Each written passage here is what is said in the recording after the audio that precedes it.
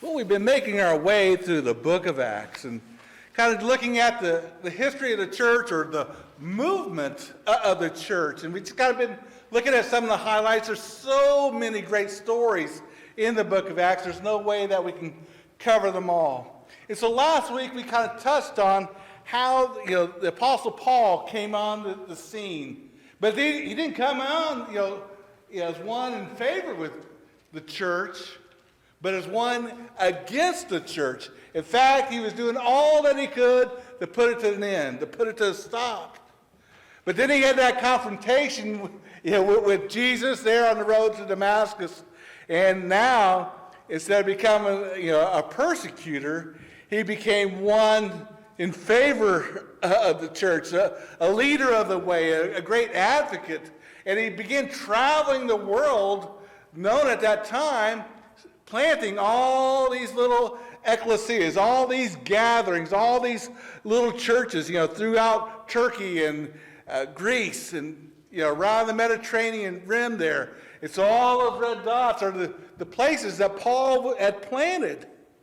And letting not only the Jews know about Jesus, but also the Gentiles.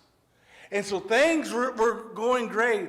And letting them know that Jesus was there, that he could take care of their sins, that he can give them the peace of God, all through Jesus.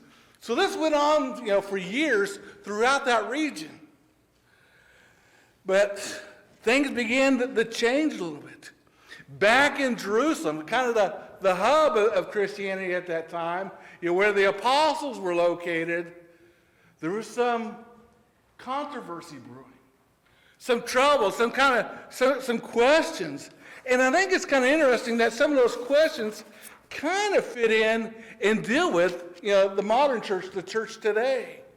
At first we're reading through that. And a lot of times this is a story that we kind of pass over. That was back then. That has nothing to do with us now. But you begin to kind of think about it and look at it in more details like, ooh, wait a minute. That is kind of fitting, What is this, controversy is all about? Well, it's about who should be part of the church. How good do you have to be part of the church? How many rules do you have to keep? How holy do you have to be? What about your lifestyle? What things can you do and not do? What do you need to clean up before you can become part of the church? What does it mean to be a follower of Jesus in the terms of lifestyle? Again, how good do you have to be? And so this was kind of boiling a little bit because, again, you had these Christians down in Jerusalem who were come out of the Jewish background. But then in all this other part, you have a lot of people come out of the Greek background and had all these different types of God. And there was a lot of questions. And so, the Jewish group, they had, the Ten Commandments. But on top of that, not only did they have the Ten Commandments, but they had over 613 different laws. And so they believed that Christianity, of course, they didn't call it Christianity back then yet. They just thought it was just an extension of the Jewish faith. And so they just assumed in order to be a follower of Jesus, you also had to be a follower of Moses. And so essentially you had to become Jewish before you could become a Christian. And so it made perfect sense to them. But all these Greek believers, from all over this regions, they kind of found themselves stuck. Wait a minute, a whole time out. Paul didn't mention anything about that. You want me to do what? And so they were having troubles, accepting that idea. And the Christian Jews, or the Jewish Christians, were having troubles embracing these others who were part of, the Gentiles. And so many of them were kind of wondering and said, wait a minute, what's going on here? And so they didn't feel like they were quite good enough. Wait a minute, you need to do a little bit more before you can become part of the church. And I think we probably know or maybe experienced ourselves and kind of wondered, am I good enough to be part of the church? Or does the church, accept me and my lifestyle or the things that I've done or where I've come from? Am I good enough now? And so, do we let them in or don't we let them in? And so there's a lot of trouble going on. And so throughout the New Testament, we know we have some, new lifestyle, new believers, but finding that balance with grace and truth. And so, we know there's some do's and there's some don'ts. And so throughout the New Testament, we know that wives need to treat their husbands a certain way, and husbands need to treat their wives a certain way. You don't want to lie, cheat, or steal. As Christians, all of a sudden now, when new people coming in, we can become a little weird about things of who, I don't know, and we begin putting up these walls or these barriers with other people, particularly if we've been part of the church for a long time. And we'll look at this a little bit more. So I want us to look over in Acts 15. I got to be careful. This one can go for a while, but I promised a few people I'll get you out soon. But in Acts chapter 15, we'll see so that's kind of what's going on a little bit. And so we read about that some men came down from Judea to Antioch, and they were teaching the brothers. And so, again, Judea was kind of that capital region. That's where everything was going on. And to Antioch is where, the church, first became known as Christians. And we see that they were teaching the brothers. Well, what were they teaching? Well, they were saying, and this was the message that the Jews were sharing. And so some of them were saying that unless you're circumcised according to the custom taught by Moses, you can't be saved. And they're like, okay, wait, what? What do you mean? Unless you have a surgery, you can't become a Christian? Wait, Paul didn't tell us about this part. What are you saying? We're saying that you can't become a Christian until you become Jewish. And in Gentile, non-Jewish people, little boys have, 8 days out, they have a little surgery. And you're saying, what? Oh, wait a minute. And so a lot of those guys, I'm sure they turn to their wives and say, we're going to stay out here with the camels. You can go on in there with the kids to the service. We need to think this over a little bit. But we go on and kind of look at the next verse a little bit and kind of bring up some questions. And so they kind of went back to Paul. And so they brought this to Paul. And as you can imagine, because this has been going on throughout the whole Gentile world, Paul just said, hey, it's simple, just, believe in Jesus, follow Jesus. And so Paul and Barnabas was one traveling around with Paul to a lot of these missionary sites, particularly on the first missionary journey. It brought them into a sharp dispute. And so they've kind of been going on and talking about some of this, and they went and began sharing a little bit more. So they decided to go up to Jerusalem and bring this out to the elders and to the other people. And so they said, hey, we got a question about some of this. And again, because the apostles again were considered the leaders of the church and the elders, and they said, hey, hold on, what's happening here? So he went there to find out, hey, we need to straighten this out. This is going to be quite a mess. We got some problems going on. And so it says there in verse 4, it says, when they came to Jerusalem, they were welcomed by the ecclesia. They were welcomed by the church, by the people, not by a building, not by an institution, but by the church. and also the apostles and the elders. And so when they came, they were welcomed, and they kind of reported everything that's been going on, all the excitement, all the people changing their lives, turning their lives over to Jesus, and everything that God's been doing to them. And then Paul said, hey, we need to have a little conversation. We need to have a little talk about what's going on, some things that are going on, because there's some men coming from Jerusalem, to our ecclesias, to our churches, telling us a little bit more is required. And I've been, teaching this for the last, couple of years. Well, after Paul gave this report, a lot of them were really encouraged about the things that were happening. And they said, man, this is exciting. This is good. And so we kind of skimmed through reading some of this. But then also we find out, though, some of the believers, and it's interesting, fascinating, some of the believers who belong to the party of the Pharisees. Now, this is really important because sometimes, again, like I said, we skip over, the Pharisees, as we know, were instrumental in having Jesus crucified, and we remember that. They're always causing trouble. They're kind of like almost the perennial bad guys, kind of like the Klingons in the Bible. Wherever they are, their trouble seems to follow. And so they stood up and they began talking to some of the people, and they shared their opinion about things, about what's going on.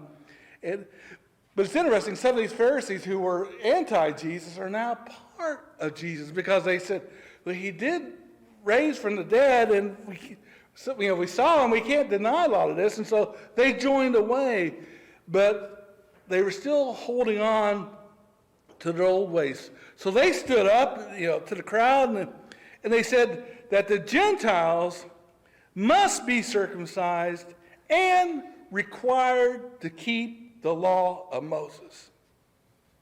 And so for us Gentiles, again, we're not sure what all they mean by that, and what all is going on and what's happening.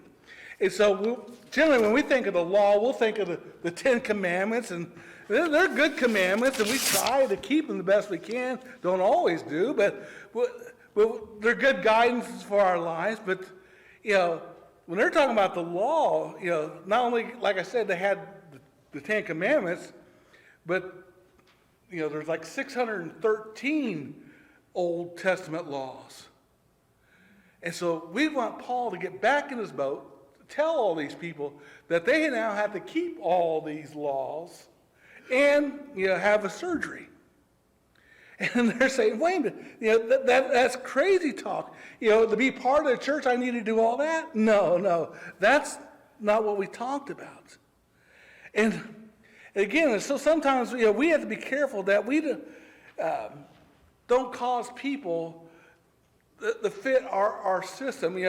All of a sudden, we have these different ideas and say, wait a minute, they say, you might have had this, someone's introduced you to someone and you're out, and they say, oh, so-and-so, they're a Christian too. And you kind of look at them and say, well, I don't know, they don't really look like a Christian. Some of the markings they have on them, or some of those, they don't quite fit your standard or your idea about what a Christian is or what a Christian looks like, and so we become a little uncomfortable fully accepting that idea. Well, that's, again, what was happening back then. Yeah, they say they're a Christian, but, are they doing all these other things? Well, Peter goes along in this meeting and says, we don't have time to go through all of it, but in verse 7 it says, after much discussion, Peter, again, who's kind of like, the spokesperson, the main leader, so he and James, again, were recognized a lot. So after much discussion, Peter got up and addressed them. And in his speech, we won't go through the whole thing, but he says down there in verse 7, he said, well, brothers, you well know that some time ago, God made a choice among you, and that the Gentiles might hear from my lips in the message of the gospel and believe. And so he'll go back and kind of recount, and he goes, remember, I went and talked to Cornelius, and his whole household, they believed and were baptized, and they come out of Roman faith and beliefs, and so oh yeah, I remember those stories and some of the other different events. But an interesting phrase there in the next part, he brings up. So he said, the Gentiles, they might hear from my lips and the message of the gospel, that they might believe. And God who knows the heart. And God who knows the heart. See, I don't know your heart. I know, I can see how your behavior is. I don't know your heart, but I can maybe see how you dress. I don't really know your heart, but I know maybe what kind of music you listen to or how you mark up your body. And so I don't know your heart, but we can make our list of other things. But it says God knows your heart and that he accepted them. They don't know all the laws. They don't follow all those commands. But he says he accepted them by giving them the Holy Spirit just as he did us. And then he continues, and they go, oh yeah, that's right. And he made no distinction between us and them. For he purified their hearts. To which some of the Pharisees were saying, yeah, but okay, he might have purified their hearts, but then, some of those Gentiles, they got some nasty habits. He may have purified their hearts, but they're not eating all the right food. They don't eat right. He purified their hearts, but they don't dress right. He purified their hearts, but their behavior is offensive. And so, Peter asked a question. He said, well, now then, why do you try to test God by putting on the necks of the disciples? Now, the disciples here, these brand new converts. Why do you put a test by putting a yoke that neither we nor our fathers have been able to bear? He said, you're wanting them to do what you couldn't do, nor what our ancestors, what our forefathers could do. He probably said, hey, Bob, I see you back there. He said, isn't it true that you're typically a pretty good Jewish boy, and have you ever broken the law? And he said, oh, don't look. He said, I saw you go in the temple that time to make that sin offering. I know you. And he kind of gone down the list and realized none of you have been able to keep all these laws, all these commands. Why are you expecting these, Gentiles who don't know any of it? You've been brought up with them. You've known it since you were knee high. But he said, it's not right. He says, we don't even keep the law. And why in the world would you expect those Gentiles to keep the law? And he goes on and says, it's my judgment, he says, that we believe, again, through the grace of God, of our Lord, that we've been saved just as they are. So why do we make it more difficult? This is a great verse. In verse 19, he says, again, it's my judgment. It's, in other words, kind of help bring everything to a conclusion. He says, it's my judgment, therefore, that we not make it difficult for the Gentiles to turn to God. He said, we shouldn't make it difficult for them to turn to God. We should try to do everything we think we can to help them to turn to God, not to prevent them. He said, I know, we have our moral standards. I know we have our ethical standards, but God is God, and Jesus is all about grace and forgiveness. So the bottom line is, we shouldn't make it hard for people to come to God. We shouldn't make them, fill all this checklist and vote on them whether or not they're good enough to be part of us or not. But, we realize that it's about people. It's about faith, belief, trust in God, in Jesus. That coming to faith, it's a process, it's a journey. And again, we all go through it at different speeds, at different ways, in different times. And so we got to allow people to grow. Again, we encourage them, we help them, but we don't try to put limits on them. It's about the people, the process of turning God. It's about outreach. It's not about who's here, but who's not here. That's what we should be concerned about. And so he says, don't make it more difficult than what it is. So instead of putting on all these commands, let's tell them what they should do. Let's tell them what they have to do. So we check it out. So he comes up in this next part, and he begins telling them, instead of telling them what we should write about, telling them to abstain from food polluted by idols, from sexual immorality, and from meat strangled animals, and from blood. So he says, let's make a list. He says, so tell them, to abstain from meat that was given to idols, sacrificed to idols. That's law number one. They need to abstain from sexual immorality, and then they shouldn't eat from meat of strangled animals and from blood. And so the guy taking notes said, well, all right, what's the next law? No, that's it. That's it. He said, we're trying to, make peace of these things. And so he said, we want you to go all around to all these places, because, again, Moses has been preached everywhere. And so we're trying to, tell them, just try not to offend the Jews. So, don't eat certain foods that were offered to idols. Don't eat, from animals that have been strangled or blood, and avoid sexual immorality. If you can do that, things will be much better, more at peace.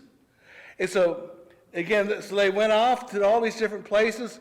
We get down to verse 31. They sent these men off, and they went from Antioch to where they gathered the church together and delivered the letter, from Jerusalem, from the elders, from the apostles. And they read it, and they were excited, and they were glad, and they were encouraged about it. I said, I bet they were, like, no surgery, good. And so, they didn't try to make it more difficult than what it needed to be. And so I think, there's like three statements, some things that we can kind of be careful about and learn from, the story. Because sometimes, again, we can become very insiders. We have our... we know all the songs. We know where to sit and where not to sit. We know where we should park and not park. We know all these different things going on. Where a new person walking in, has no idea what's happening or what to expect or what's going on. And so a few things that we could be careful of and remind ourselves is the drift towards insiders away from outsiders.